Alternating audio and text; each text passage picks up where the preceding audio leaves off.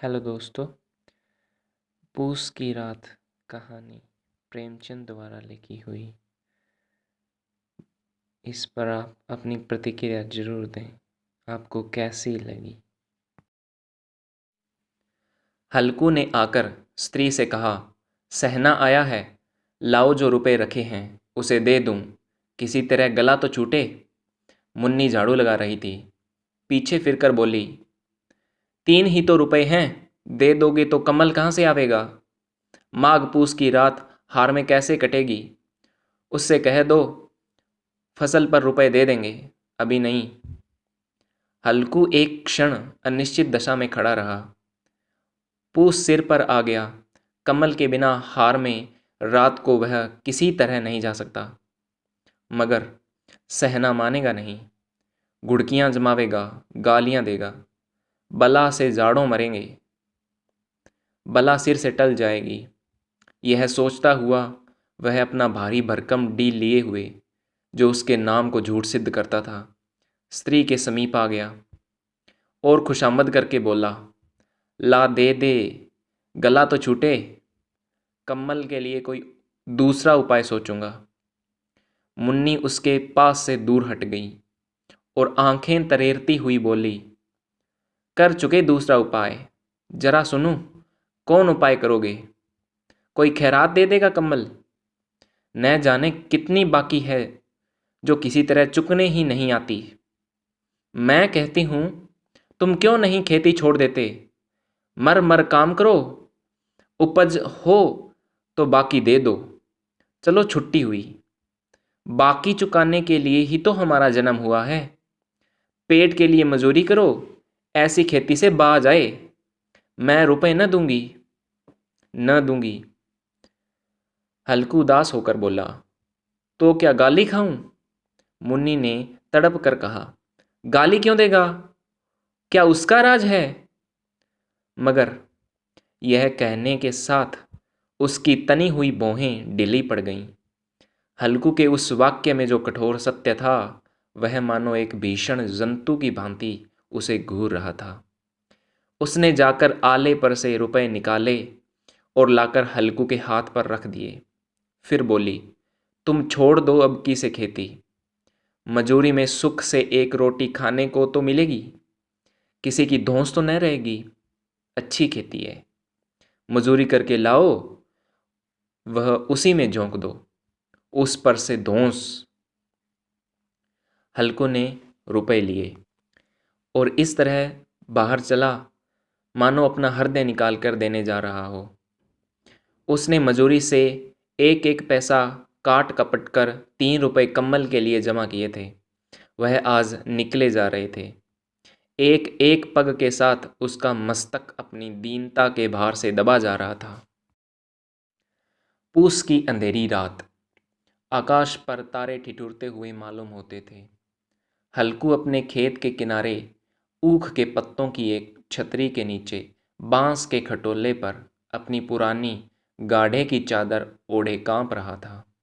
खाट के नीचे उसका संगी कुत्ता जबरा पेट में मुंह डाले सर्दी से कूं कूं कर रहा था। दो में से एक को भी नींद न आती थी। हल्कू ने घुटनियों को गर्दन में चिपकाते हुए कहा, क्यों जबरा, जाड़ा लगता है? कहा तो था घर में पुआल कर लेटा रहा, तो यहाँ क्या लेने आ गए थे? अब खाओ ठंड, मैं क्या करूं? जानते थे मैं यहाँ हलवा पूरी पूरी खाने आया हूँ। दौड़े दौड़े आगे आगे चले आए, अब रो नानी के नाम को। जबरा ने पड़े पड़े दुम हिलाई और अपनी कूं कूं को दीर्घ बनाता हुआ एक बार जम्हाई लेकर चुप हो गया। उसकी श्वान बुद्धि ने शायद ताड़ लिया, स्वामी को मेरी कूं कूं से नींद नहीं आ रही है। हल्कू ने हाथ निकालकर जबरा की ठंडी पीठ सहलाते हुए कहा, कल से मत आना मेरे साथ, नहीं तो ठंडे हो जाओगे। यह रांड पछुआ न जाने कब से बर्फ लिए आ रही है।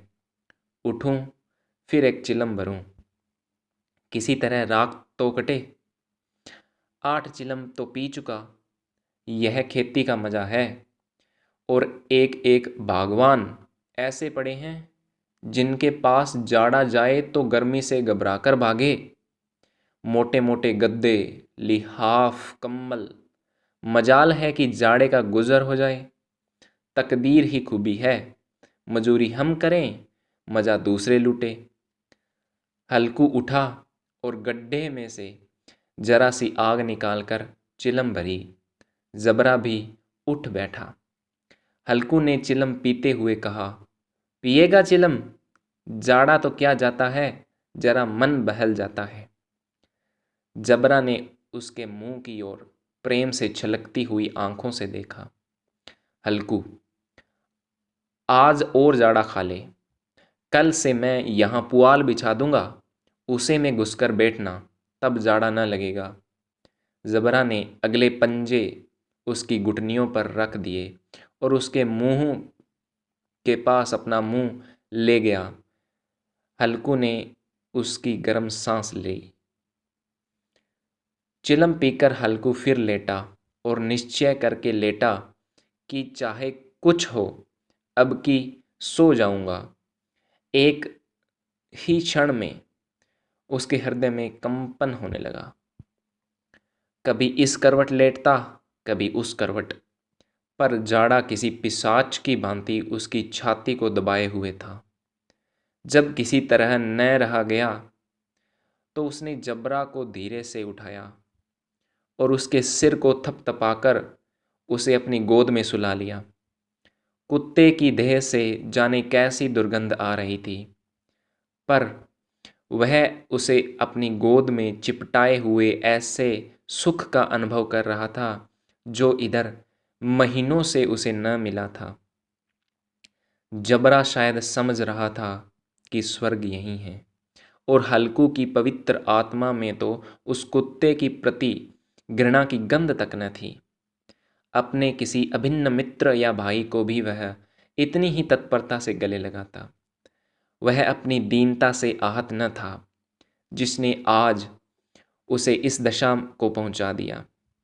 नहीं, इस अनोखी मैत्री ने जैसे उसकी आत्मा के सब द्वार खोल दिए थे और उसका एक एक अणु प्रकाश से चमक रहा था। सहसा जबरा ने किसी जानवर की आहट पाई।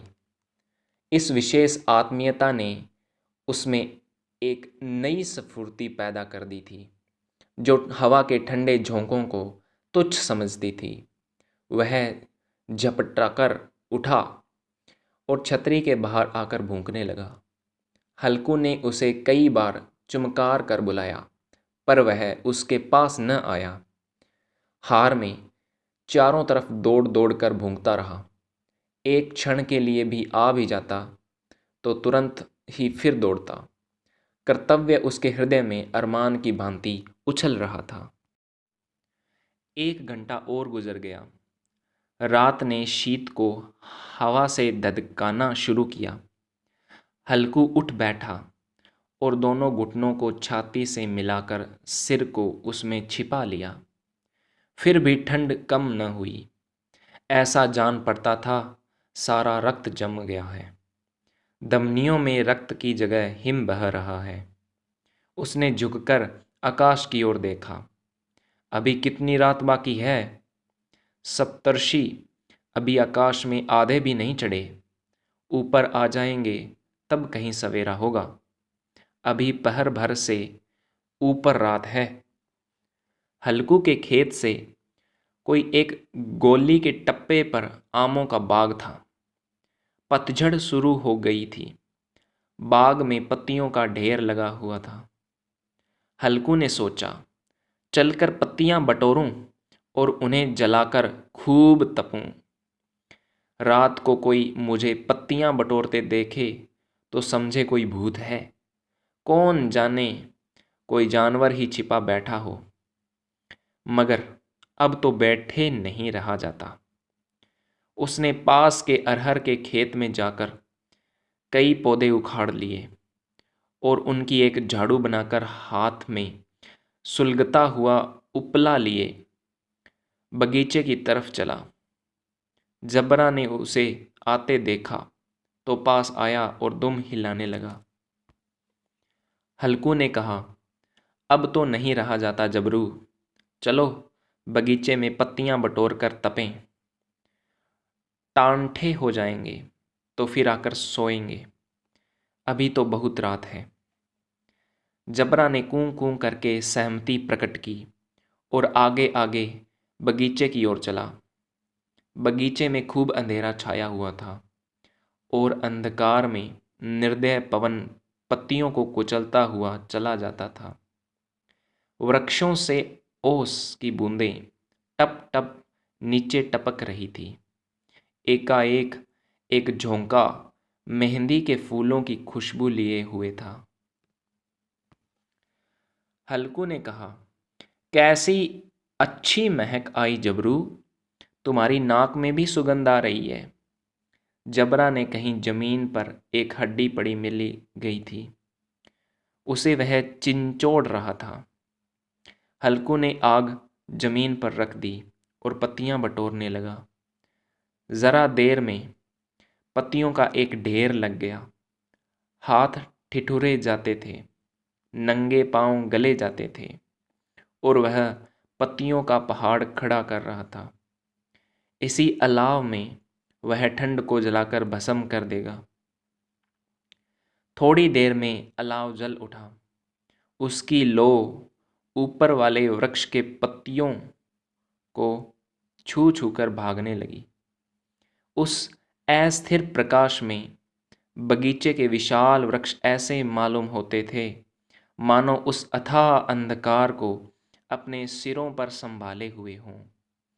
अंधकार के उस अनंत सागर में यह प्रकाश एक नौका के समान हिलता मचलता हुआ जान पड़ता था। हल्कू अलाव के सामने बैठा आग ताप रहा था। एक क्षण में उसने दोहर उतारकर बगल में दबा ली और दोनों पांव फैला दिए मानो ठंड को ललकार रहा हो। तेरे जी में जो आए सोकर, ठंड की असीम शक्ति पर विजय पाकर वह विजय गर्व को हृदय में छिपा न सकता था। उसने जबरा से कहा, क्यों जब्बर, अब ठंड नहीं लग रही है? जब्बर ने कूं कूं करके मानो कहा, अब क्या ठंड लगती ही रहेगी। पहले से यह उपाय न सूझा, नहीं तो इतनी ठंड क्यों खाते? जबरा ने पूंछ हिलाई। अच्छा आओ, इस अलाव को कूद कर पार करें, देखें कौन निकल जाता है। अगर जल गए बच्चा तो मैं दवा न करूँगा। जबरा ने उस अग्निराशि की ओर कातर नेत्रों से देखा। मुन्नी से कल न कहना, नहीं तो लड़ाई करेगी। यह कहता हुआ वह उछला और अलाव के ऊपर से साफ निकल गया। पैरों में जरा लपट लगी, पर वह कोई बात न थी। जबरा आग के गिर्द घूमकर उसके पास आ खड़ा हुआ। हल्कू ने कहा, चलो चलो, इसकी सही नहीं, ऊपर से कूद कर आओ। वह फिर कूदा और अलाव के इस पार आ गया। पत्तियां जल चुकी थीं। बगीचे में फिर अंधेरा छा गया। राख के नीचे कुछ कुछ आग बाकी थी, जो हवा का झोंका आ जाने पर जरा जाग उठती थी, पर एक क्षण में फिर आंखें बंद कर लेती थी। हल्कू ने फिर चादर ओढ़ ली और गरम राख के पास बैठा हुआ एक गीत गुनगुनाने लगा। उसके बदन में गर्मी आ गई थी, पर ज्यों ज्यों शीत बढ़ती जाती थी उसे आलस्य दबा लेता था। जबरा जोर से भूंककर खेत की ओर भागा। हल्कू को ऐसा मालूम हुआ कि जानवरों का एक झुंड उसके खेत में आया है। शायद नीलगायों का झुंड था। उनके कूदने दौड़ने की आवाज़ें साफ कान में आ रही थीं। फिर ऐसा मालूम हुआ कि वह खेत में चर रही हैं। उनके चबाने की आवाज़ चर चर सुनाई देने लगी। उसने दिल में कहा, नहीं, जबरा के होते कोई जानवर खेत में नहीं आ सकता। नोच ही डाले, मुझे भ्रम हो रहा है। कहाँ? अब तो कुछ नहीं सुनाई देता। मुझे भी कैसा धोखा हुआ। उसने जोर से आवाज़ लगाई, जबरा जबरा। जबरा भूंकता रहा, उसके पास न आया। फिर खेत के चरे जाने की आहट मिली। अब वह अपने को धोखा न दे सका। उसे अपनी जगह से हिलना जहर लग रहा था। कैसा दंदाया हुआ था।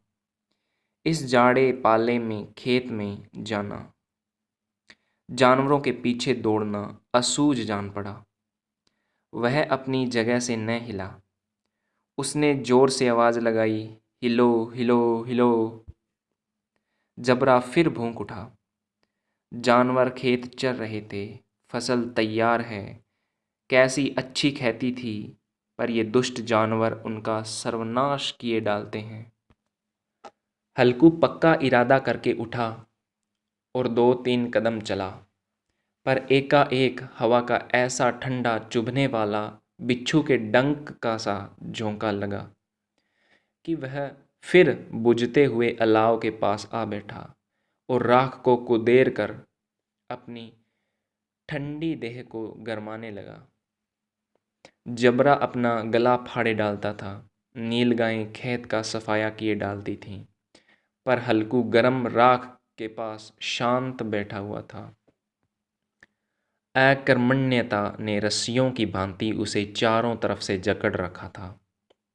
उसी राख के पास गरम जमीन पर वह चादर ओढ़कर सो गया। सवेरे जब उसकी नींद खुली, तब चारों तरफ धूप फैल गई थी और मुन्नी कह रही थी, क्या आज सोते ही रहोगे? तुम यहाँ आकर रम गए और उधर सारा खेत चौपट हो गया। हल्कू ने उठकर कहा, क्या तू खेत से होकर आ रही है? मुन्नी बोली, हाँ, सारे खेत का सत्यानाश हो गया। भला ऐसा भी कोई सोता है? तुम्हारे मुडैया डालने से क्या हुआ? हल्कू ने बहाना किया, मैं मरते मरते बचा, तुझे अपने खेत की पड़ी है। पेट में ऐसा दर्द हुआ कि मैं ही जानता हूँ। दोनों फिर खेत की डांड पर आ गए। देखा, सारा खेत रौंदा पड़ा हुआ है और जबरा मडैया के नीचे चित्त लेटा है, मानो प्राण ही न हो। दोनों खेत की दशा देख रहे थे। मुन्नी के मुख पर उदासी छाई थी, पर हल्कू प्रसन्न था। मुन्नी ने चिंतित होकर कहा, अब मजूरी करके मालगुजारी भरनी पड़ेगी। हल्कू ने प्रसन्न मुख से कहा, रात की ठंड में यहाँ सोना तो न पड़ेगा। दोस्तों, इसी के साथ इस कहानी का अंत होता है। आपको कैसी लगी ये प्लीज़ बताइए।